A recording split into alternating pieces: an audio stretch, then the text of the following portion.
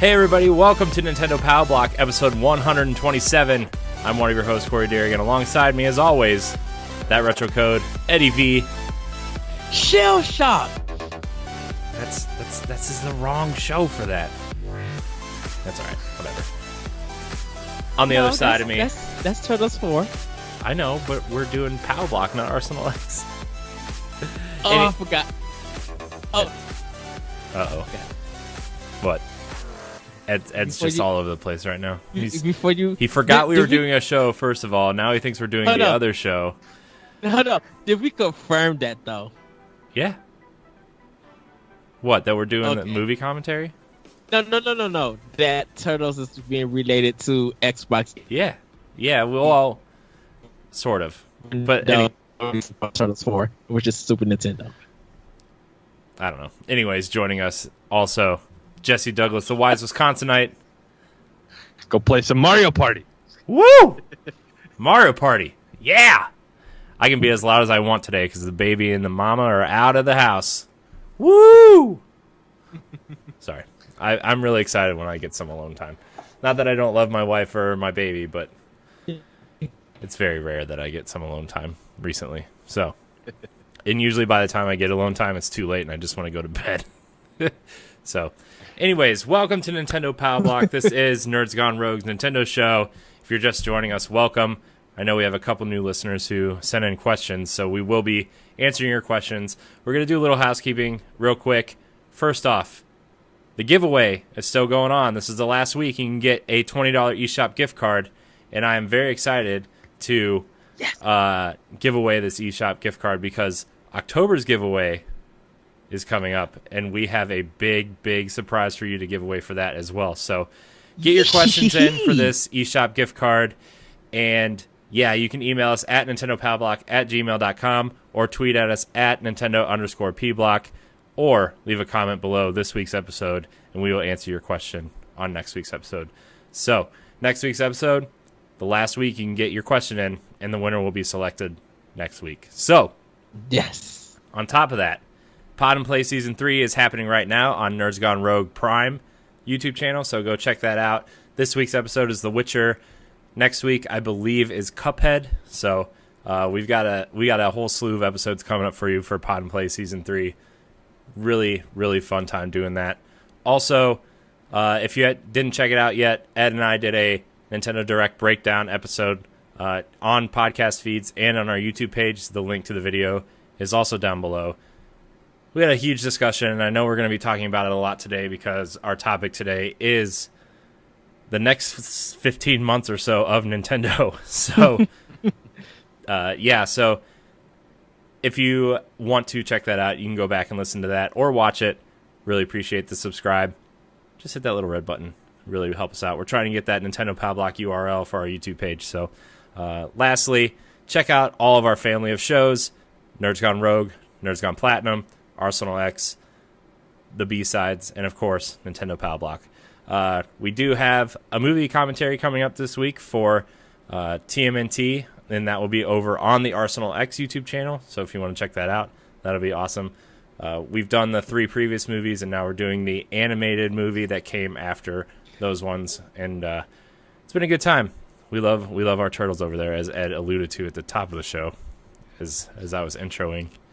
He threw me off. Ed, you threw me off so much. The shell shock is Turtles has always been Nintendo to me. Man, it's man. Yeah, Turtles is great. But anyways, this week we are talking about the next 15 months of Nintendo and a couple other news stories, little more announcements than news stories. We will be talking a little bit about the Direct, but like I said before, we kind of discussed it on a bonus episode last week. We're not going to discuss everything, but I do want to get Jesse's thoughts on that before we get into the next few months or next year, I should say, of Nintendo. But we're going to get in, and after that, we're going to get into reader questions. We might answer them during the 15-month topic because they have a lot to do with games that are coming up in the future. So we're going to discuss that as well. But we're going to start out with what we've been playing. Jesse, since you have been missing, what have you been playing? I've been playing so much, but like all that I can think of offhand that for sure that I've been playing a lot of is I've been playing The Messenger on Switch, which Ed reviewed. You can check it out on ngrradio.com. I actually read that the other day. So, and then I've been playing some Dead Cells. I'll just talk a little bit about that. Ed kind of knows the story, but like me and my friend Pat were just sitting down and playing, just kind of switching the controller off, kind of somewhat couch co-op, and just enjoying playing. And I had gotten, for the first time, beat the first boss, because in the past all I've been really doing is just kind of like running through the maps as fast as I can and just playing pretty sloppily, because I was just worrying about getting cells to try to unlock stuff or whatever. And so I'd gotten to the point now where I have a lot of stuff unlocked, and I'm like, okay, well, I want to be serious about this and actually start trying to progress. And so I had beat all the first levels, and I had gotten this amazing setup that was just like, I was so OP that to the point of like where all I had to do is throw down my you got the two things that the weapons you can kind of throw down. Like I had the crossbow thing, or the thing that shoots arrows both ways, and then I had this thing where it's like a big crystal formation that like just smash. It's like a force that just smashes anything that's in its path.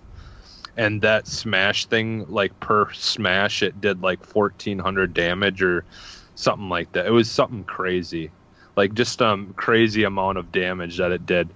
So we literally all we would have to do is just throw that stuff down and barely do anything. And so like I had gotten past the first boss, and then I was just like, hand it off because I was gonna go do something else for a second. And I'm like, you can just play. And so then my friend Pat started playing, and we ended up Pat getting we ended up getting all the way to the final stage, the castle or whatever, where I think you end up eventually going against, I'm guessing, that guy that you see a statue of in the very first level. Like there's that statue you walk up to, and I think at one point he says like, how can he see through that helmet or something like that. Mm-hmm. And I believe, I'm guessing you probably go against him at the end. I don't know, because it was his castle that we were in.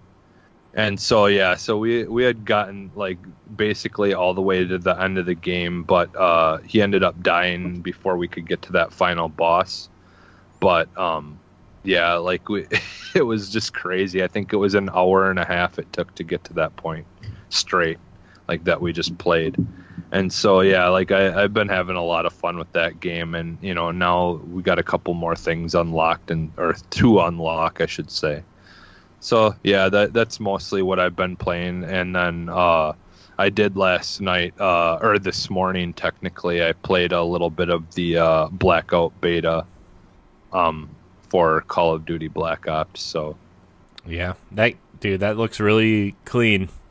It looks like... Yeah. Like I watched the quick look on Giant Bomb, and it's like, looks like somebody at Activision played a lot of PUBG last year. Yeah, and most of the stuff's clean, but it some reviewers have said, like, unless you're playing it on PC, I don't know like what it would look like for you, Corey, playing it on the One X. Mm-hmm. I would imagine it would look better, but if you're just playing on like OG Xbox or I think even on the S, they're reporting that like the graphics are about as good as like maybe Modern Warfare 3. Like it's 360. It's 360 graphics. Like it's not as crisp when you're playing because I mean, well, first off, it's a beta.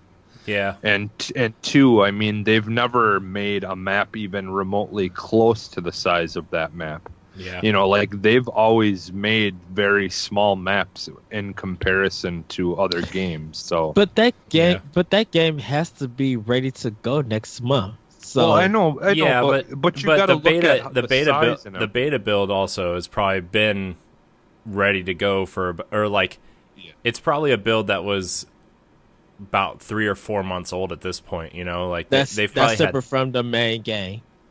Yeah. So I mean, like this beta build has probably been they probably stopped production on the beta build about 3 or 4 months ago to prep it for this week, right? Because a lot of the times beta builds are 3 to 6 months old builds. You know, like when people say they're going to play games at E3 behind closed doors or whatever, those builds are like 3 or 4 months old at that point because they have to get them ready, have to make sure they work, the vertical slice works and whatnot. So like, I have no doubt that, you know, this will probably see some sort of graphical enhancement. Plus, like, this is the first time Call of Duty's done anything over 12 players at a time, you know? So, it'll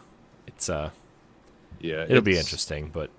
Yeah, it's you know, the thing is, though, is it's not that bad because, I mean, like, I don't mind the loss of graphics because... as long as they keep the aesthetics, like, you know, Call of Duty, like, make everything, like, they're known for making things kind of, like, brighter and just, you know, like, just the futuristic look, obviously, in some things and all that. So, I mean, like, I don't, like, that's the same with PUBG when we're playing that. I mean, the graphics are not, like, good at all, but it's all about how it plays and... like, I don't care. That's such a small detail for me for that kind of game type. Like, you know, like as long as it plays good and from what I've played so far, I really enjoy it a lot. So I'm hopeful for it. Look, so. I mean, as long as it like graphics aside, like as long as it runs smooth and like plays well and you're not getting disconnected, I'm sure. Yeah.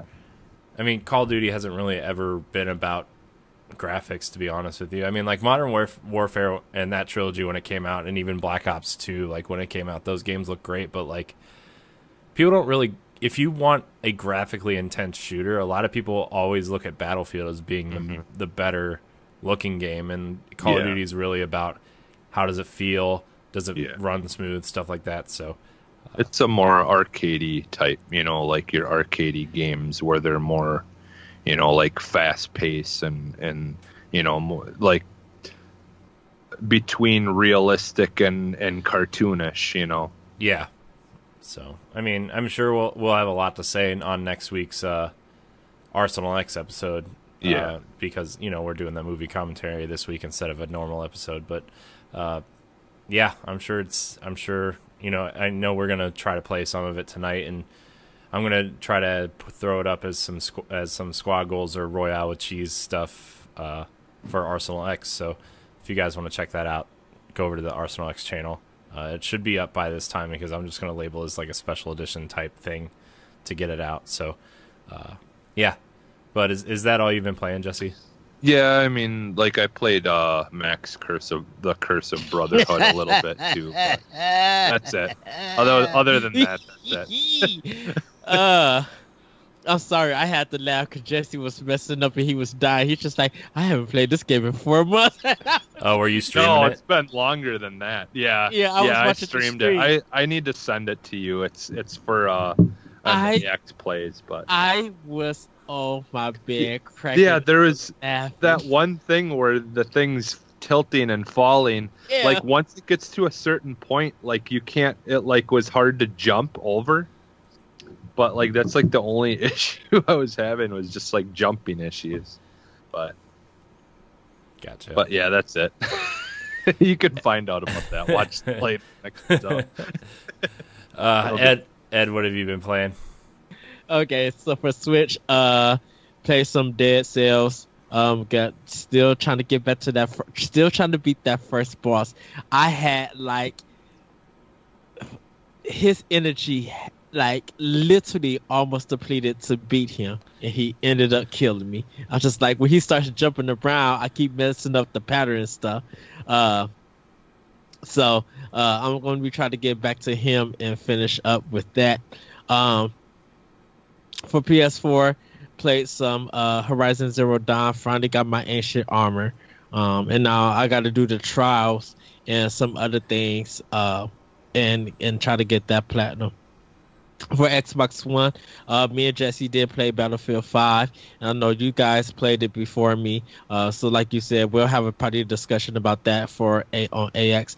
But I really enjoyed that. I got to download or I should say, I have to install the Call of Duty beta to get a feel for it. But Battlefield 5, I'm looking forward to. I'm really looking forward to buying that. Started up Quantum Break. And I got to admit, Remedy did a fantastic job. That game is blowing me away. I finished the first act and saw the first live TV scene, and it's really good. And I think Microsoft and Remedy don't get the praise and respect that they should. Because they really did a great job, and I could see how the game was looking like Control, but great story, great voice acting. I made one decision, and I think when I finish the game, I'm gonna go back and make the other decision to play everything else. I did have a problem though, and it might be my controller. I don't know. I couldn't fast dash, so like you could dash away, and like you'll see the smoke. And it says press LB to do it, and I was trying to do it, and it wasn't working. And I'm just like, why is it not working? So I don't know if it's my controller or you can only do it at certain times. So I got to figure out what's going on with that. But I'm really enjoying Quantum Break. I'm really it's one of the games Jesse chose for my extinction, and you guys will probably see it on a certain show later this season.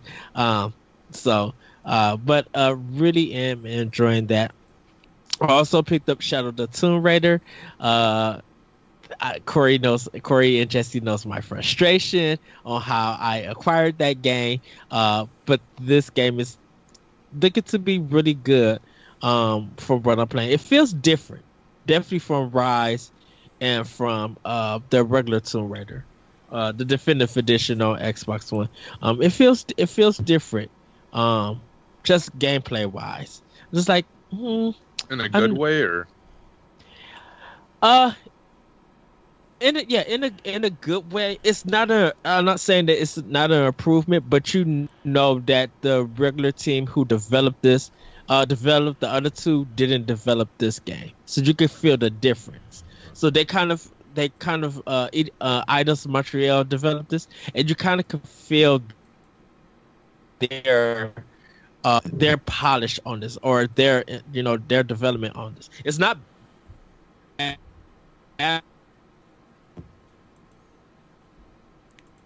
Ed's frozen. Anything.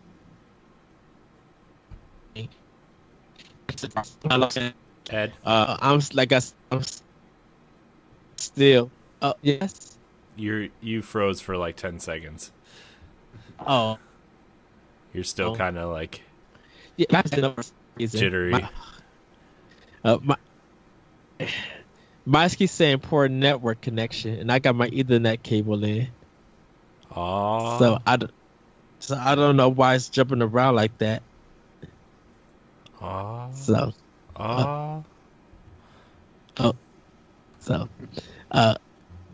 Am I good to go? Yeah, you're good right now. Okay. It's looking. I mean, I can't wait to get through this game. And then this week I'm probably gonna next paycheck I'm probably gonna pick up Spider-Man. Spider-Man. So I can get to Spider-Man. But yeah, really enjoying Shadow of the Tomb Raider. Also played the Forza Horizon 4 demo. Uh, really good. Big improvement from Horizon 3. I'm still having problems with the turns. Uh, like the handling, like that's still problematic for me.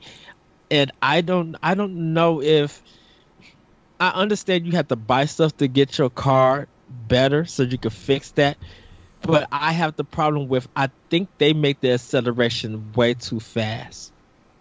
And Well, they because of also that, they also start you out in like a supercar, which you probably wouldn't start out in the normal game, you know. well, Yeah. even when I played Forza Horizon 3, me and Jesse talked about this. I had upgraded my car pretty much to the maximum that they was giving me, and every time I did a turn, it made my whole car 360.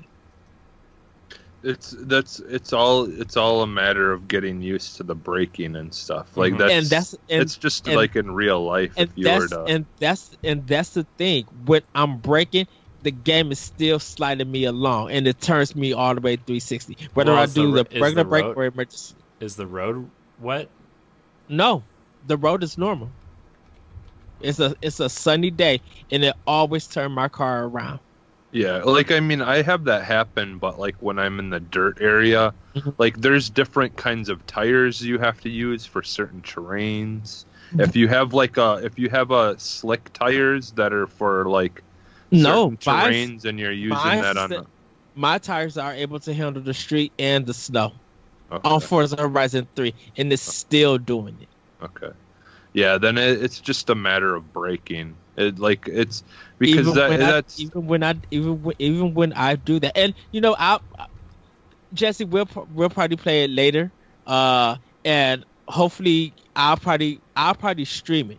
I'll okay. take over the stream and show Okay. you. So hopefully you watch my stream and you figure out why is it still doing that when I sometimes I'm not even accelerating, I'm not even braking, and it would just literally spin my whole car around when I'm trying to make a turn on the curb. So I don't know why it's doing that. And so even when I take the celebration off, even when I get to the turn, and it keeps spinning me around. And it's still doing it in Horizon Forza 4, but it's not doing it that much. I think. Do you? Well, we'll talk. Well, yeah, Yeah. we'll talk about that more But some other time. Yeah. That's pretty much what I've been playing. And then I think this week is Xenoblade Golden. I think the DLC comes out today. It's on the Next Friday. 21st. Unless you have the season pass, then it's on the. Oh, okay. Yeah, Yeah, so I'll be picking that up next week too. So.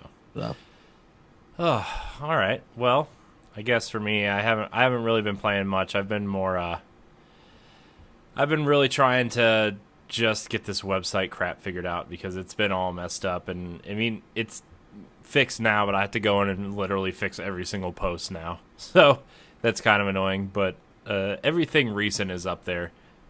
I'm pretty sure. So you can check that out. I've got like 400 more posts to fix. So great.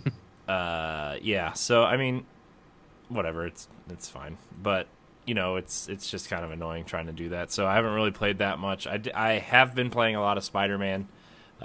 Just real quick, I've already done all the landmark photos. I've already done all the towers throughout the city, and I've already found all the backpacks. So that's kind of what I've been doing for that. Because like they give you a big list in each district of what you need to do, which is super nice for me Yeah. to be like, oh, well, I have to take out 5 more crimes in this area, and I'll complete that checklist option. So that's been really fun. And then I downloaded Mini Metro on Switch, which is kind of like this. You have to create a subway that leads into different cities, which is really interesting. I haven't really played that much of it, but it was something I thought of buying a couple weeks ago, and I just bit the bullet and did it. It's only $9, and so I wanted to try that out. And then Dead Cells I've been playing a little bit more, and that's kind of it. I mean, like I said, I've been really busy doing other stuff, so Yeah, it's kind of all I've been playing. One quick question: is one of the landmarks that you have to take a picture of in Spider-Man that proposal from that poor schlup? No. Did you hear about that? Oh, That whole story? oh yeah, that's not one of them. Oh. Okay. Yeah, and then she broke up with him before the game even came out. Yeah, for his brother. Yeah. Yeah. Which was really. It's like seriously, you know your girlfriend or fiance doesn't even like you playing video games, and then you go to try to propose to her in a video game. Not smart. I mean, yeah, I feel. I mean, it's a cool idea, I'm surprised they actually went through with it, but still, I mean, you got to have a little bit more. Yeah, I feel bad for that guy. But anyways, we're gonna get into some of this news here. There's a couple things I want to discuss before we get into our topic of the show. There's an interesting quote. This comes from a lot of this stuff comes from Nintendo Life because they've been the best at reporting Nintendo news lately, and it's been really awesome. Bethesda's Pete Hines says Wolfenstein 3 is absolutely happening, and he says, quote, "We have to see how it ends." Let's see here. Bethesda has shown great support on the Switch since it was released, bringing key titles like Elder Scrolls V and Doom to the hybrid platform.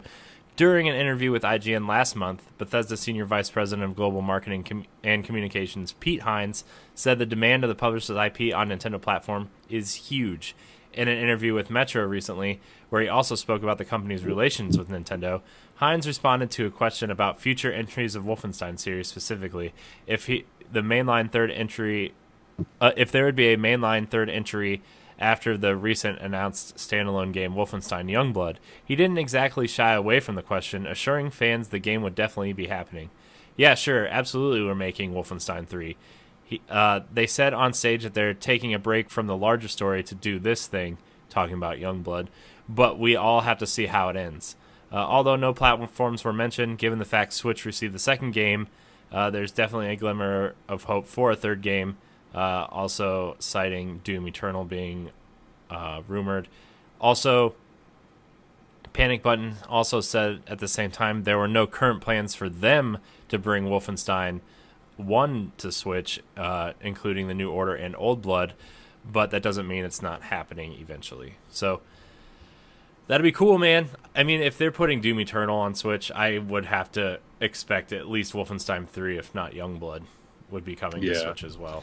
I think as long as we're still in this generation of system consoles, that it's still very possible that they're going to come to Switch. Yeah, I mean, I could see Wolfenstein 3 being that cross generation type thing, similar to the first game being on 360 and Xbox One.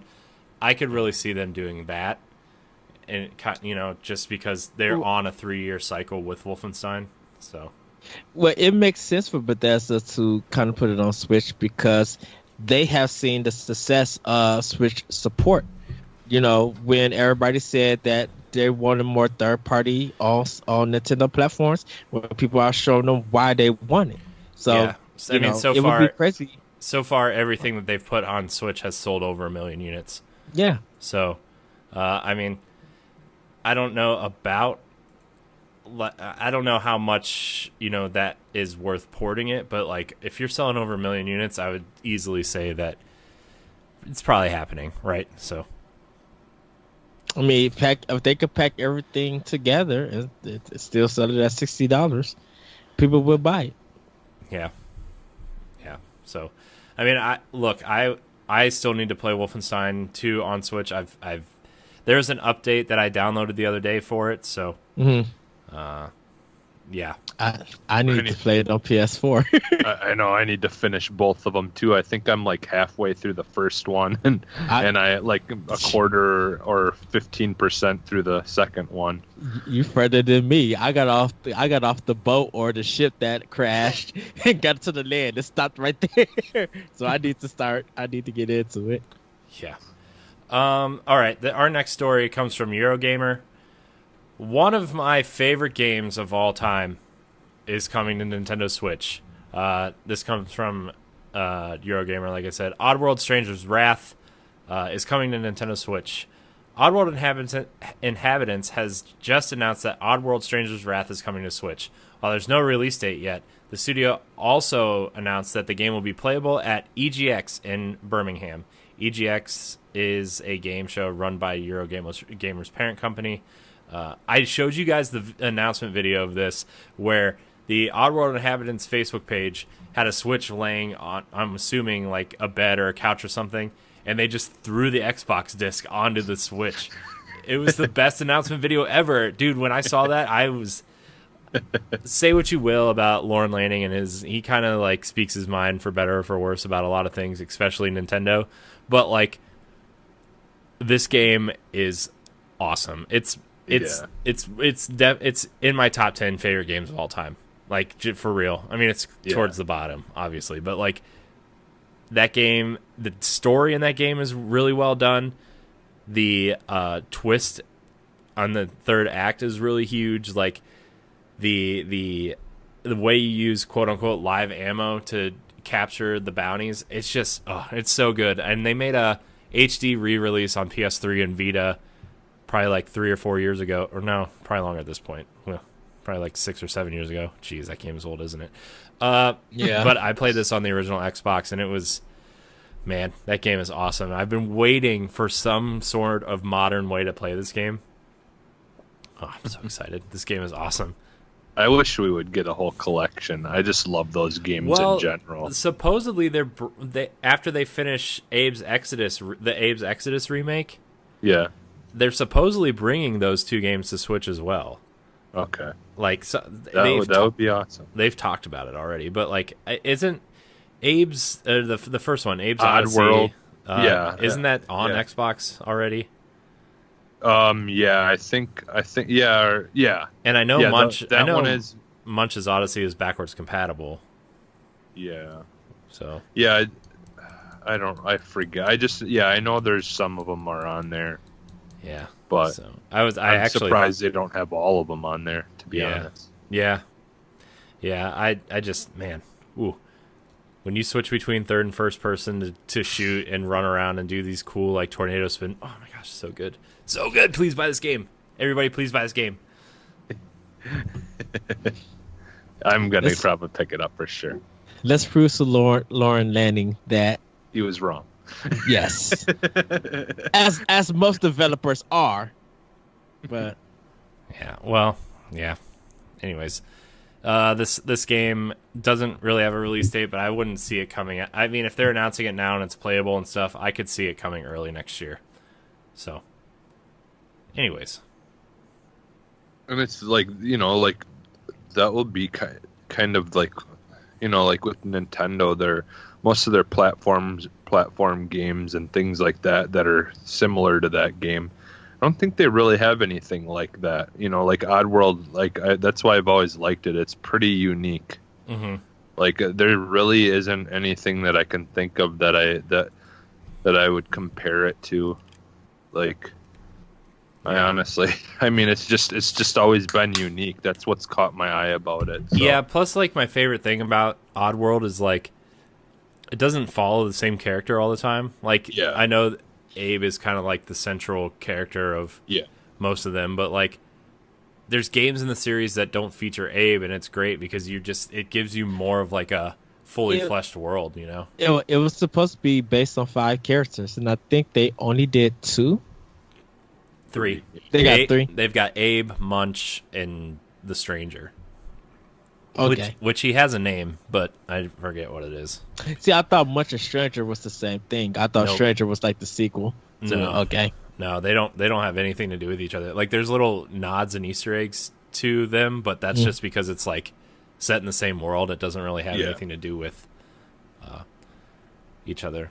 So I'm like, that was like the biggest shock to me that game was coming to Switch, because I never thought, because like there's been a couple interviews on shows that I listen to on a consistent basis where he's been on, and he has, like, to put it lightly, Lauren Lanning has no love for Nintendo, like, at all.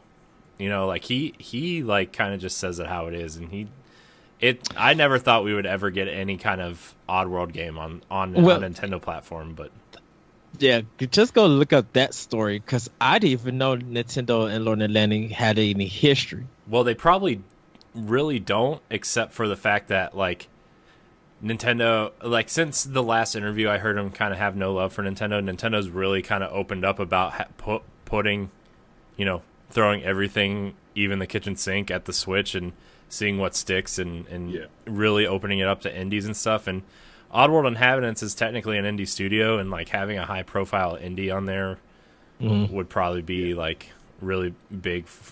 Just having those types of high profile, and Nintendo is kind of I feel like, not that Nintendo has been like this during the Switch era, but like with Sony kind of being so blocked off with everybody and kind of being like, we're really pushing our first party and our third party and indies can only play within PlayStation Network and that kind of stuff, right?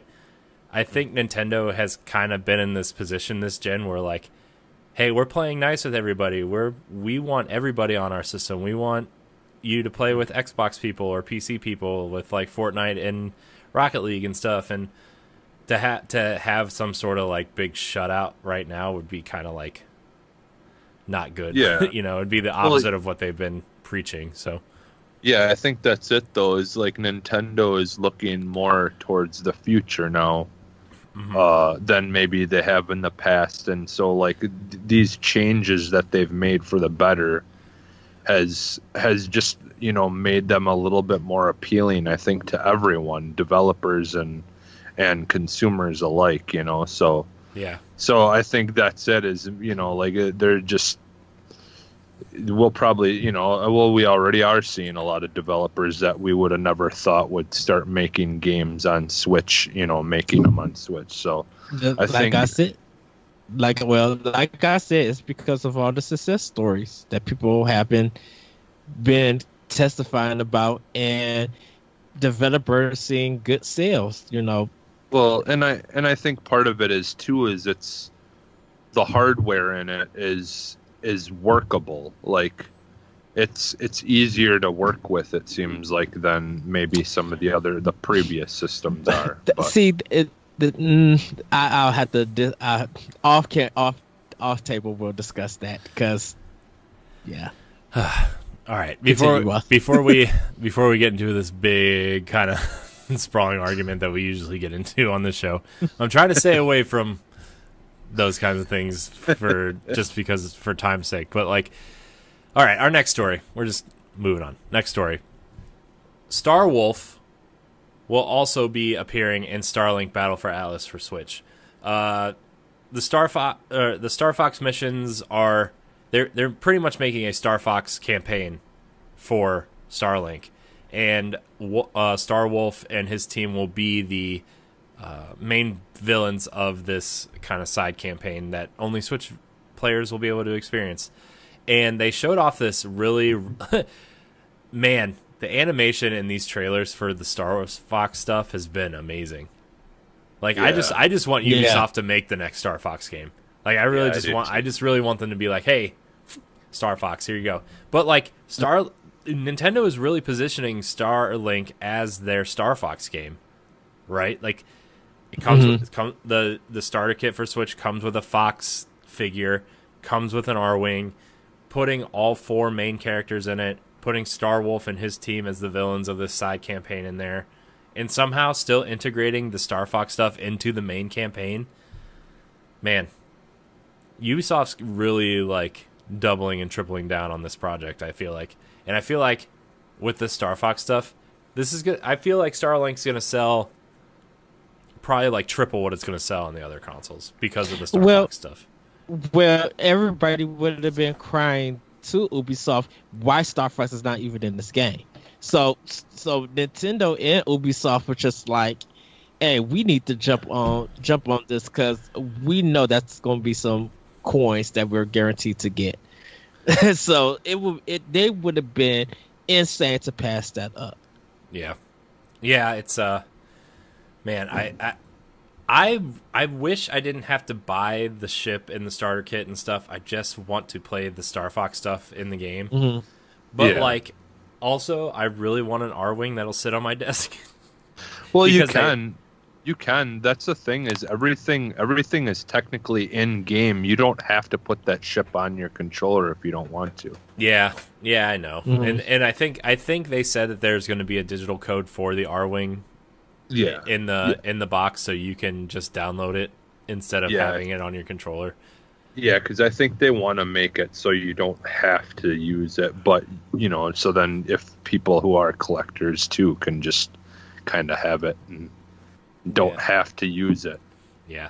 Are you guys I'll be excited? looking at. Yeah, I'm getting it. I'll be looking Yeah, at Target to see what they have to offer. Yeah, I'm normally not too much into those kind of games, but this just looks really good. It just looks like more than just your regular, pilot shooting game type thing. So Yeah. it's, it does something for me. But it's gonna be on Ubisoft on how much they're going to supply this for Nintendo over PS4 and Xbox One. I think this is a pretty big thing for them. I really think that they're gonna try to get this game out there because they're sticking too much money into it to not, get it out there. Yeah. I feel like. Yeah. Yeah. So that's kind of the big thing here is the Star Wolf they've kind of positioned a villain for the Star Fox crew, which is cool. It's just not the Starlink villain. Whatever. I really don't really know much about that game except for the Star Fox stuff, so because it's the only stuff I care about. Yeah. All right. So we'll get into some of this other news next week. We have a pretty big topic this week, and we're going to answer your questions. We're going to infuse the question block into nope. No, just one thing, Nope. one quick Nope. surprise announcement. I'm sorry, boss, please. It's real quick. Continue. Salt and Sanctuary is going to be in a physical release for We already covered Nintendo that. Switch. All right. Next story. No, we did not. Yeah, we did like 2 weeks ago, 3 weeks They're ago. getting a physical release. Yeah. Yeah, it comes out in like what, 2 weeks or something. They didn't. They just did it at PAX. That's why I was just like, Oh, it's been on Amazon pre-order for like 2 months. oh, well, I'm sorry. Continue to move. Where have I been at? Apparently not on the show. Well, Jerk. what happened was, I love you, boss. It releases October 30th, 2018. It's the Salt and Sanctuary Drowned Tome edition. Oh, $29.99. Amazon.com. Good job, Ed. Hey.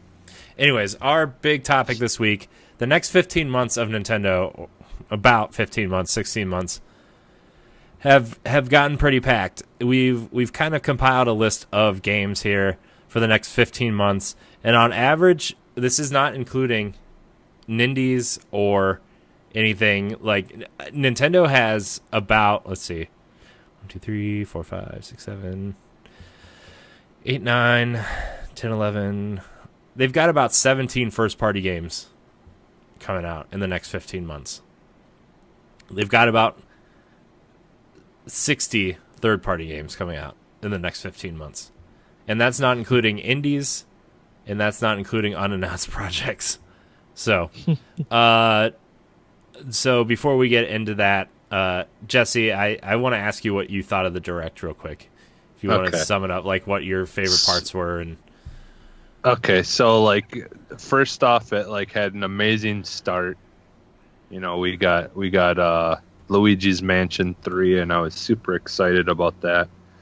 And then like they just kept on hitting us like with amazing looking games. You know, like I honestly like as I was watching it, I'm like the last time that I was this excited about a Direct or like, you know, something to do with Nintendo, like I feel like this felt like not this year's but last year's E3, like it was up there, like E3, like big E3 announcements for me. Like, you know, like they just I mean, like they had the Animal Crossing and stuff and all that, that a lot of people got excited for, and people have been asking for forever since like what the Wii U version or the Wii U, or was it Wii that, or did Wii U have one as well? I Which forget. one? Animal Crossing. Did they have a We Wii did. U? The Wii U, There the was Wii U had the the. festival one. It was the Amiibo Festival, which was kind of like a Okay. board game. It wasn't a real Okay. Animal Crossing game. Because Yeah. I know I had the Animal Crossing game for Wii, because that was one of I think the third game I bought for it or something like that. So I know I had that. Out of but yeah, all I the didn't great know Wii if they- games, that was the third game you bought for it. well, I don't remember what I all I'm just bought. messing with you. No, I actually got it as a gift too. I think it was like with a Christmas gift or something like that. But yeah, so like I mean, you had that everyone was asking for forever. Just I don't know, man. That show is just really good. Like I did not expect it at all. For like there's some things that I hoped to see, but I feel like they're like big hitters like Pikmin. That's something that they're gonna want to save for next year probably to show. I mean that they've just got so much going on right now that they don't really need to show anything like that yet. And we still need to see more about Metroid. I mean, there's a lot of things that they've got, tricks up their sleeve, but like overall, there was just some really amazing games on that show, and yeah, I was super shocked. Like I was completely blown away with it, and I was pretty excited to be watching it. So Come on, Luigi's Mansion 3, man. yeah, I know. Yeah. I know. I'm excited for that. Now I'm still super excited for Mario Party. I love that. I know it's something I can play with my wife that she loves. Mm-hmm. I know the kids will love it. They may not be the greatest at it, but Nobody's they'll good learn. at Mario Party. Well, yeah, that's it. Right. But it's just and they'll learn and they can play with us. It's something that they can kind of teach them, motor skills and things like that. Just Every time I think of Mario using their Party, hands. I think of the Peach's Castle level where Toad and Bowser are on the castle, in the top of the castle, and the castle Yeah. rotates every time you get a star. Oh, and yeah. And like when you go up there and Bowser's up there, he takes 40 coins and like Yeah. gives you one of those black stars, and you're just like, huh. This is why nobody's good at Mario Party. I've always loved the Mario Party games. The last few haven't been the best. Like ever since they got away from that whole board game style, it just really wasn't as good. And so I'm just really excited for them to go back to that. Yeah. And yeah. And like you said, the Starlink stuff, they showed a little bit more of the Star Fox stuff, and that that's looking better and better every time we see it. And just there's so much stuff going on in that show. It's all a jumble in my brain. I can't even like remember like half of the stuff. I just was too blown away by everything. Yeah. It's just like in your face, like constant.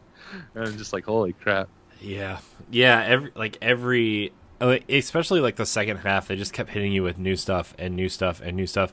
And then like the Final Fantasy stuff, like for me, 9, 10, and 12 are a huge deal. Yes. And I know 7's a huge deal to a lot of people too. Is like this is the first time Final Fantasy, like a mainline Final Fantasy game, has been on a Nintendo platform since the Super Nintendo. Yeah. Like that. Yeah, and I was a big 7 fan, but only that's because like that's where I started.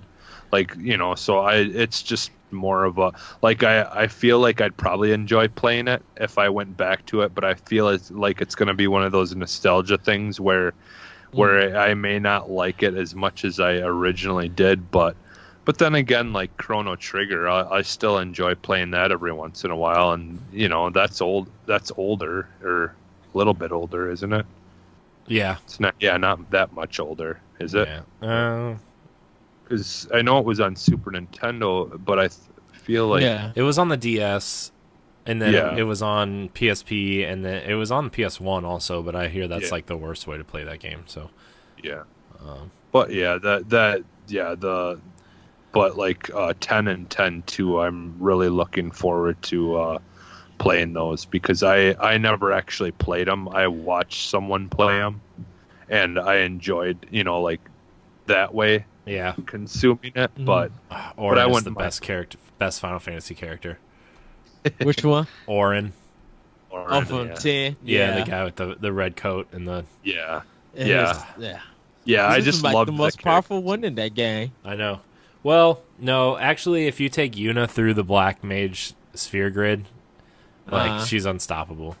Like you can take her all the way through after you do the White Mage sphere grid, you can put her over through the Black Mage sphere grid, and she makes Lulu look like she is not a magic wielder. That's how powerful she is. She's so good, so good. But I want to run through Nintendo's first party lineup for Switch for the next 15 months. Even some rumored titles that aren't even announced yet, but there's only 2 of those, so it really doesn't matter that much. But in September, we're getting the Nintendo Switch Online stuff, and on the 21st, we're getting Torna the Golden Country, which is the Xenoblade Chronicles 2 prequel. And if you have the expansion pass for that game, you get that. It's already out, I think, for that, for expansion pass holders. So, and then in November we're getting, or October we're getting Super Mario Party from them, and in November we're getting the Pokemon games. December we're getting Smash. Let's see, January we're getting new Super Mario Brothers U and Travis Strikes Again, and then in April, that's not really first party, but I'm going to say it anyway. Shovel Knight we're getting in April. And then for 2018, 2019, confirmed for first party, Animal Crossing, Daemon X Machina, Fire Emblem Three Houses, Luigi's Mansion 3, a core Pokemon RPG, which you can probably count as being 2 versions, Town, which is Game Freak's new game, and Yoshi's Crafted World. Likely coming in 2019, Bayonetta 3 and Metroid Prime 4. And then the rumored first-party stuff is Metroid Prime Trilogy HD and Pikmin 4, or Pikmin World, as the project has been kind of rumored to be called. So that's a lot of first-party production from Nintendo. Yeah. And that's not including stuff that they're probably talking about porting. That's not talking about other projects. Like, that's a huge lineup for the next 15 months from Nintendo. Yeah. Like, yeah. I can't believe how much production they're putting into this thing. Because look at the Wii U and even the Wii to some extent, even though it was kind of hidden for Wii because we got a lot of third-party support for that console. But for the Wii U, we waited like 3, 4, 5 months sometimes for a first-party title, and Nintendo's continuing to put out first-party production every month, 1 game a month. Yeah. It's been that way since Zelda launched. 1 game a month, except for I think May, which they kind of positioned Street Fighter 2 as the remake game. As the big game for that May. Well, because Dark Souls got delayed. Yeah, Dark Souls was supposed to be the big game. Yeah, I mean we're gonna get into third party in a second, but like that first party production is it's. I get it. Like a lot of the stuff this spring was kind of ported over from Wii U, but still, that's like putting out 1 first party title a month. Like Sony's put out 3 first party games this year, and everybody's praising them for their production, right? And Nintendo's putting out 1 every 4 to 6 weeks, which people aren't really discussing. Yeah. So, I mean that just in first party production alone, that's incredible. Well, and the thing is like people want to complain about them porting games, but you've got to remember that like probably less than half of the people who own a Switch had a Wii U. Right. So a lot of those games never got the attention they deserved. But and this two, you want to have stuff to fill in the gaps, so people are constantly getting stuff. But right. This is the thing. It's a good choice on their part. This is the thing. Even with ports just being on the Switch, everybody's talking about them. When Yeah. when a lot of these games originally came out, they got a little bit pressed, and nobody has talked about them. Look at Nobody. Tropical. Look at the second life that Tropical Freeze has gotten. Look how Yeah. many people are talking about Tropical Freeze. And like my thing is like, remember how tired everybody was of 2D Mario when the Wii U came out, and everybody dogpiled on New Super Mario Bros. U because it was another 2D Mario game, and in the span of like 3 years we got 4 games. Yeah. And now that it's coming to Switch, like this is kind of what bothers me, and this is kind of what bothers me about like the Wind Waker stuff too, but that's a different story. But like I loved New Super Mario Bros. U when it came out because like I didn't play New Super Mario Bros. 2, and I didn't play the Wii version, and I didn't play the DS versions. I played a little bit of the DS version, but like I loved that game, and I still think it's one of my favorite 2D Mario games. And people were like dogging on it, and now they're excited because it's coming to Switch, and it's just like. But this is the weird thing. Like even after that game got announced, you see all this fan art of Peachette. It's just like, okay, if y'all did not care about a lot of these ports and stuff being on Switch, why is all this fan art coming out? Why everybody getting on limited run games to get these copies when they physical come? Like everybody is doing so much for Nintendo Switch with these old ports. The ported thing shouldn't even matter anymore because it's doing its job. Yeah. It's marketing, it's getting the talk, and people are going to buy it. If you don't like the porting, then don't buy the game. And then like I feel bad for people like like Jesse who didn't own a Wii U, and like he's getting to play all these games for the first time, and it's like he gets to experience these great games that like he said, probably over half the people that own a Switch didn't buy Wii U, right? Like it's probably by numbers. That number's probably higher. You're just assuming that everyone that had a Wii U bought a Switch. Like that's still like a tad over half, right? So a lot of people are experiencing these games for the first time, and like I was talking to Matt on NGR a couple weeks ago, like I'm looking at my Switch library and I'm looking at my Wii U library, and they're awfully similar, right? And not in like a bad way, like I don't care, I'll rebuy the games to play it on the most current platform, right?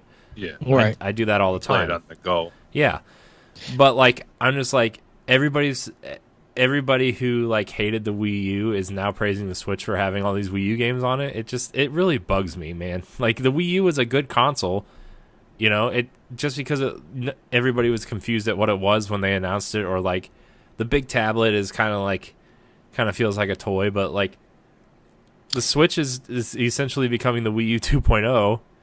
Well, I you know what, whatever thoughts people have about the Wii U, that's fine.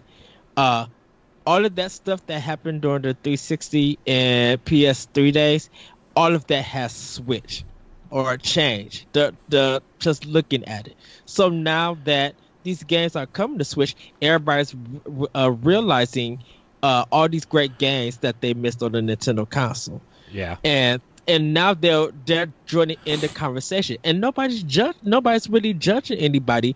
Be like, oh, you're now realizing what this game is. How do you like it? You Bayonetta 2, you was mad that it was exclusive to Wii U. Oh, you got it for Switch. How do you like it? Like conversations are happening about these games coming to Switch, and everybody now is just realizing, I wish I would have played this when it first came out. Yeah, like for the Bayonetta 2 example you use is like people are loving it on Switch, but like you could have played it like 4 years ago when it came out, and like don't get me wrong, it's great that it's on Switch because now it's outsold the Wii U version like 4-1 on Switch, which is fantastic, right? And we're getting Bayonetta 3 out of it, which is also great. It's just like the revisionist history. Now you look at people like, oh, I should go get a Wii U now, and it's like, well, Nintendo stopped making them, so now you're gonna pay an arm and a leg for one, and you could have just been, I don't know. It's the same thing with the GameCube stuff, like Wind Waker. Now everybody loves Wind Waker when everybody hated it when it came out. It just like, I don't know. I didn't really care for Wind Waker when it came out, when I first saw it either. But then when you play it and you're like, oh wow, it's an amazing Zelda game. And yeah. I don't know. Because I think Legend of Zelda. Yeah, because I think that's more like along the lines of, I know like this is kind of somewhat not really similar, but it's similar to that. is like when Siege was first being made, that was supposed to be something completely different. And I think that was the only issue with it. Like for me personally, I've already told like why at first I just don't like cell shading in general, but like it wasn't a bad game. Like I know for a fact it was a good game, but I just didn't like, I was so ready for like a better looking version of like Ocarina of Time, but like Twilight a Princess completely represent. new story. And I did like that, but at the same time there's certain parts of that game that I didn't care for though either. But that's the thing about it. It's just that sometimes looks can be deceiving. Yeah. And that's that's always been Nintendo though. Like Yeah. And that's why Wind Waker on Wii U looks so good, is like they really kind of remade that game into more of like a fluid kind of animated Zelda instead of the cell shaded stuff, right? Like it still has the same look and feel of Wind Waker, but they got rid of like the dark outlines around the characters. They kind of made it feel more like an animated movie instead of the cell shaded stuff, right? And like that's why I think that version is going to hold up. Probably 20, 30 years from now, that version is going to look great. And not that like the GameCube version doesn't look great, but with HD visuals and stuff, everything's fleshed out, whatever. But like, man, if that like, I do want them to bring it to Switch, because I would like to play that new, because I haven't even. I'm sure I've probably seen stuff from that HD version. Yeah. But I've never got to play it yet. It's a good version. It's a good. It's a good version because they fixed that Triforce quest that had issues. Yeah. So we're gonna get into some of these questions because we're kind of running out of time. So to talk about the first party stuff, and to be fair, I didn't mean to sound really down on people who are enjoying the Switch. I'm glad everybody's enjoying Switch. It's just like the internet commenting like class of jerks just kind of like really make me mad sometimes. Unfortunately, there's a lot of negativity in the gaming world. Guess what? You know what? If you just go buy the stuff and play it. If you mad about things, at least get the experience out of it. Redbox it, GameFly it, do whatever you got to do. But if you're gonna make a comment about something, at least give the game a try. Yeah. So remember, you can email us your questions at nintendopowblock@gmail.com, tweet at us at Nintendo_PBlock, or comment below this video for next week. Remember, we're giving away that $20 eShop gift card here on Nintendo Pow Block. So Megan Green writes in and says, well, it looks like 2019 is becoming another huge year for Nintendo Switch. Was there any games you were surprised weren't in the Direct, and what games do you think they're saving for the next Direct or other game shows? I think we covered this on our reactions to it. I think one of the things a lot of people are surprised that they didn't show was Metroid Prime 4, but like I said, they're saving 4 for E3. Yeah, I think what they're gonna do is I think they're gonna do pull a Bayonetta at the Game Awards this year with Metroid Prime 4, and it's like, hey, we have a new trailer for Metroid Prime 4. And they're going to show a trailer of it, and then they're going to be like, also, before that game comes out, catch up on the trilogy, and we're going to give you a HD trilogy. But if I was doing the Game Awards, I would do something less bigger than Prime 4. And why? Because the thing about it is that, when everybody's going to be watching the Game Awards, of course, just to see the new announcements and stuff. And so they're expecting for Nintendo to announce something like real big or showcase something real big. So I think you don't think Metroid's. I mean, I don't know. I feel like Metroid is. I don't think Metroid is fitting. Is fitting for that audience. Again. I hate Skype some days. I don't think Metroid Prime 4 is ready for that audience. if I was going to showcase that and really go big, I would do it at E3. E3 has more of a Yeah, but if you want to get the trilogy out, like if you're planning on hypothetically, if you're planning on releasing Metroid Prime 4 next spring, next fall, trilogy. you're gonna want the trilogy to be out in January or February, which So do the. I mean, I would say do the trilogy in the summer, like put it in the regular direct. yeah, but so many and people are gonna then- be so tired of Metroid by the time 4 comes Do- out.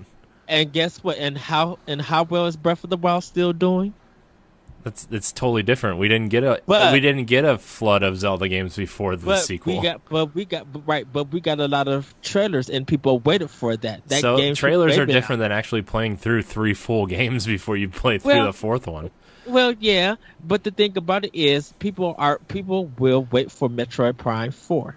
They'll get the trilogy. That's no it's a bust. People have already said that. If they're gonna wait till E3 to show the HD trilogy, then Metroid Prime 4 is coming out in 2020. No, I'm saying that the trilogy will be shown at a regular direct. Metroid Prime 4 itself will be shown at E3. It shouldn't be shown at the Game Awards because I don't think the Game Awards is big enough for something to be shown like Metroid Prime 4. So I will wait for E3 because that's a bigger and everybody's going to be talking about that. Well, if they pull it off right. If Nintendo kind of told us anything, they don't care about E3 with this week's direct. They just don't care. Like they just show what they want when they want. They added on, I should say. Well, and it would be different if we haven't already like seen some form of something for Metroid Prime 4. Like then I would see them not showing something at that. But I don't know. I think I'm kind of with Corey. I could see them doing that just because like it would be like the thing talked about. Yeah. I wouldn't. Plus, do if it you're trying to bolster your spring lineup with Mario and Yoshi's Crafted World, but then think about it. Oh, you show Metroid Prime trilogy at the Game Awards. Yay! What if they show Cyberpunk 2077 and that gets all the talk? I'm sure that game will be at the Game Awards. The Game Awards. And see, Nintendo should be smart enough to avoid that. A Cyberpunk 2077 is going to be shown more at Game Awards. I think the Nintendo audience is so much more different. I think a lot of people think that Nintendo is different than Cyberpunk across the board. You will literally have to pull one of the most unexpected things that's going to overshadow. Dude, they showed Death Stranding last year. They showed so many things at the Game Awards last year, and Nintendo went out and pulled out Bayonetta. You're telling me that Metroid? No, I don't see it. I don't see it. Metroid's much bigger than Bayonetta. Not for the Game Awards. All right, we're gonna end this conversation and continue with the question. Pikmin, I think, was one of the big ones. I think was not shown. Yeah, like with Animal Crossing and Luigi's Mansion, I feel like Pikmin kind of fits in that kind of tier of games. Not that they're like. They're not the Zelda or Mario games, but they're like their own kind of tier of puzzle type game. Yeah, and I feel like Pikmin would have fit right in there with Animal Crossing and Luigi's Mansion. I know, Jesse, you mentioned Pikmin a lot. Yeah, but I do want to just touch on one thing. That Yoshi game looks so amazing. I didn't talk about that when I was talking about the direct, but I just wanted to add that game looks so good. Yeah. I can't wait to play that game. Yeah, that game looks so good. Like the fact that all the levels are engineered backwards as well to play through, or you flip the perspective, like that's insane. Just the layers. The layers to it, like I like how they didn't just make it the layers of the map just part of the background, that it's actually interactive and things like that. Mm-hmm. Like for them to do that and just kind of take it to the next level is pretty sweet. Yeah. Let's see, what else wasn't shown. I'm kind of surprised they didn't show Dark Souls or Valkyria Chronicles either, just because, not that they're like huge games, but their release is imminent. Like Valkyria Chronicles is out next week, and Dark Souls is out in like 2 or 3 weeks. and no mention of the Dark Souls kind of online thing. You know, the test thing that they were supposed to have. So I wonder if it's not ready. Yeah, man, that's kind of, which is weird because when I played it at PAX, I know it was just a vertical slice or whatever, but like that game felt really polished and there's no hiccups or anything. Like that game felt really polished, and I'm just surprised that like A, it got delayed 6 months, but B, it's like you're not mentioning it. Is it going to get delayed again? I think so. I think that is going to get pushed back. Well, they got that trilogy, or they've spent so much money on it that they're just like, let's just get it out. And Nintendo's like, all right, well, there's something in this game that doesn't look right, so we're not gonna feature it, you know. So I don't know. That was kind of weird to me too, is them not showing that. But getting into third-party stuff, Deshaun Malone asks, with Final Fantasy Galore coming to Switch, do you think that plus Bethesda's continued support will open the floodgates for companies like Ubisoft, Capcom, EA, and more to port old games and give us new experiences? Then he says, give me Assassin's Creed and Dead Space. No. See, I kind of think some people... I think Capcom... I could see Capcom releasing, you know, Resident Evil remakes and 4, 5, 6 on there. I could see them... I could see certain companies putting more effort into porting stuff to Switch. I don't know if it's going to be on the Square level of like, hey, here's literally everything from the last 20 years on your platform. Here you go. But like, I could see like Assassin's Creed 3 coming or something dumb like that from Ubisoft, you know, just to put an Assassin's Creed experience on Switch. It's too late. They won't do it. It's not too late. Let's get an Assassin's Creed with it, where you get a Mario skin, where you're basically running around the world as Mario, running around in overalls in a red shirt. Yeah, jumping on people's heads. I think if those games were going to be done, they would have been in this direct. Or they would have been like already announced. So no, I don't think it's going to be. I mean, they're not going to announce everything at one time. Yeah, EA is not going to really support Nintendo. I don't think EA is going to support Nintendo either, other than FIFA, because like I don't know, it's just dumb. But FIFA's.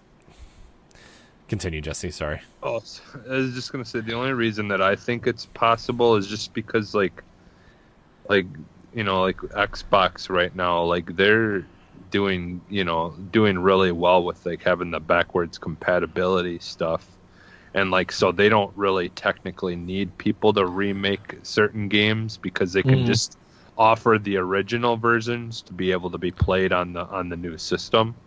So but I could see where like some of the other, you know, companies that they would like to redo some of those games that maybe were big hits for them, like the Switch would kind of be like the ideal place to get make the most money. Well, think of Ubisoft putting that Ezio collection after all the bugs that they have with that game. That being on Switch and Ubisoft not fixing it. Yeah, well, they fixed it. They patched it. That was like the pre-day one patch for reviews. Hello? Next question. Ed doesn't like it when I prove him wrong. No, I didn't want to respond to your. Just like really. I just want to say one thing too. Just a shout out to Deshaun Malone. He said he had messaged me on Twitter and just like had said that he had watched our the Arsenal X plays and that he enjoyed them and stuff. So you know, I really appreciate that when people, you know, like message us and stuff and kind of just let us know how we're doing. So thank you. Shout out to him. I had to ask him. I'm gonna hit him up on Twitter. I'm like, what did you think of my answer from last week from his last question? Since I was gonna be weird and out there. Because I haven't asked my friends, so I'm gonna hit him up.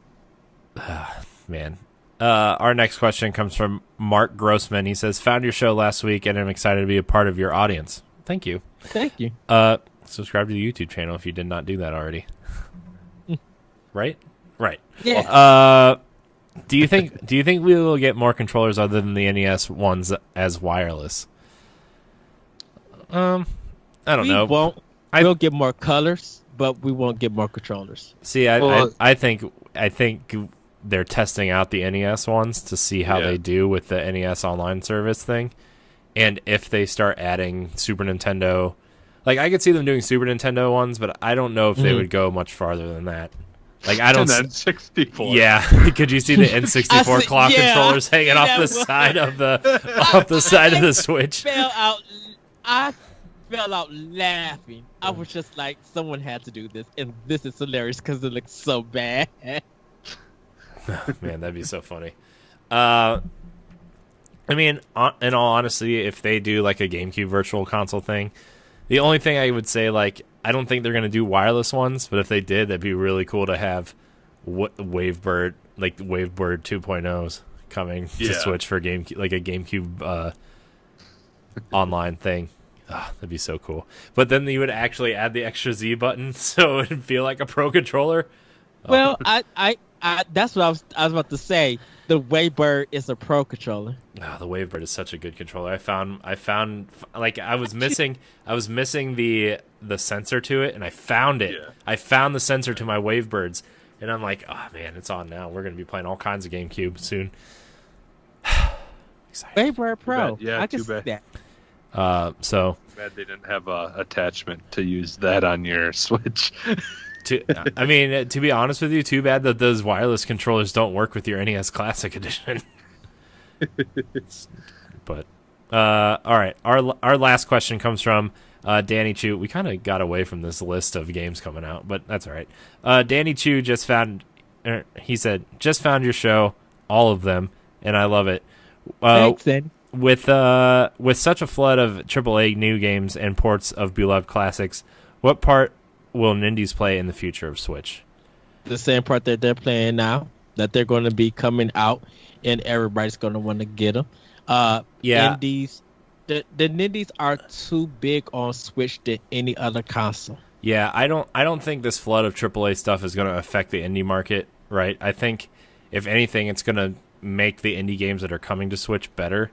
Because they know, like, these indie developers are going to think they have to compete with these AAA titles, which I don't really think they have to. But in terms of like development, I feel like they're gonna have to put out a more polished product, and I think we're going to get better in indies because of the AAA and third party support for Switch, right? Like, what?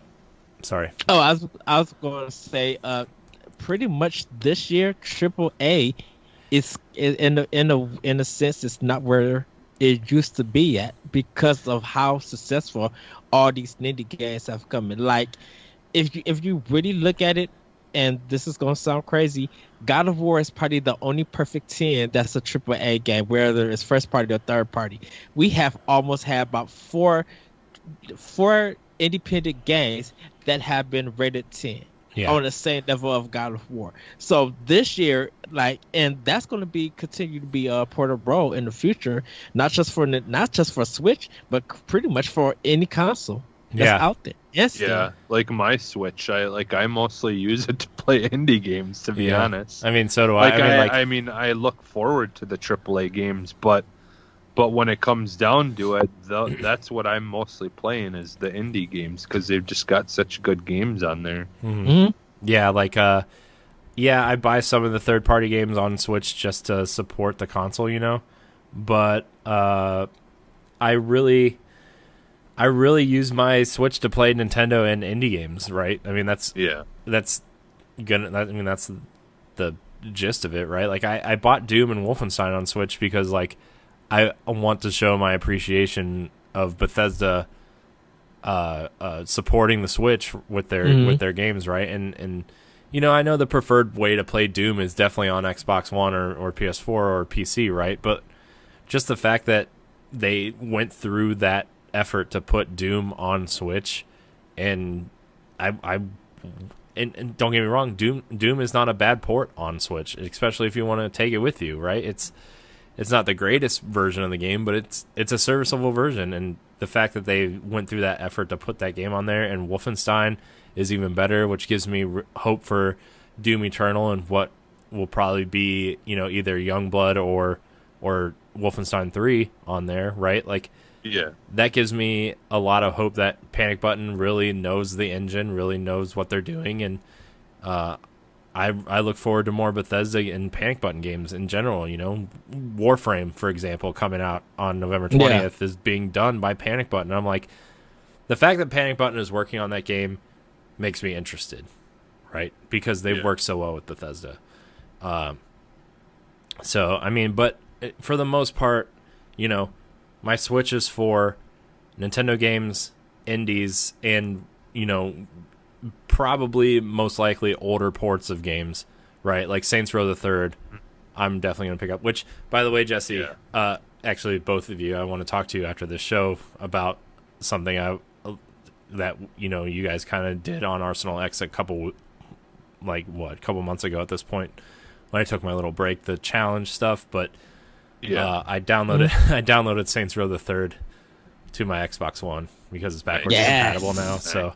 And I want to kind of do like a quick look of it because it's coming to Switch. So, but like you said, Jesse, my Switch is full of indie games that I probably would never even try to like. I mean, like there's certain indie games that I would get on other platforms if they were there, but like the Switch makes indies more accessible for me. Yeah. The indie games on Switch makes physical copies even sell more. Yeah, like everybody complain, it's a $40 indie game tax, and people are buying it. You're walking into stores and half of the physical copies at a store is indie games, and you barely see any in stock. Well, I thought, okay, I'm getting all my Nintendo games physically, right? My Nintendo published games physically. So a 128 gigabyte memory card should suffice for the amount of indies I want to play, right? Then this was at the beginning of the generation, at the beginning of the Switch's life, and I was like, I don't know how many indies I'm going to download, but after I play them, I'll probably delete them, right? I'm already full. I've been full on my memory card for like 3 or 4 months, and I'm researching what like the $400 memory card or the 400 gigabyte memory card has come down $100 since the Switch came out, but like I'm waiting for that sale on that 400 gig memory card so I can buy more indies and just have them there, like in certain indies I have physically, like Dead Cells, and I'll get Shovel Knight physically, but Corey, what? I'll see you on Black Friday on Amazon. I know, right? Right. So but yeah, I mean, like, but with games like Final Fantasy X and 12 coming to Switch, like I know that they're going to get physical copies. I'll get physical copies of those games. Like, and those are some classic PS2 games that I think everybody should play. Especially 12, I think is a really underrated Final Fantasy game. And 10 is, for some reason, 10 gets a lot of hate now, but like I really loved that game when it came out. And then, I know 7 and 9 aren't getting physicals, but the PC versions of those games aren't small. And if you want to download them, like, I mean, I don't know. It's just, there are certain games that other AAA games like ports and stuff that I'll be getting. So, when Dragon Quest 11 comes to Switch, I'll be getting that on Switch. Any type of RPG that's available on all consoles will probably also be on Switch. Because the portable nature of the game means I can play it because I can't sit there and play my Xbox or PS4 while I'm watching TV with my wife or watching my baby, right? Like, you just can't do that. And people have been posting all of these ports and stuff and indies that they bought. They've been posting them like, I'm at a restaurant playing this game on my Switch, and you just see pictures of that. Yeah, and I think that is so cool. And that's kind of showing publishers and developers, we will support your game if you bring it to Nintendo Switch. And you can see how some game, whether it's so big on PS4 or Xbox One, it's going to also sell well on Nintendo Switch. Yeah.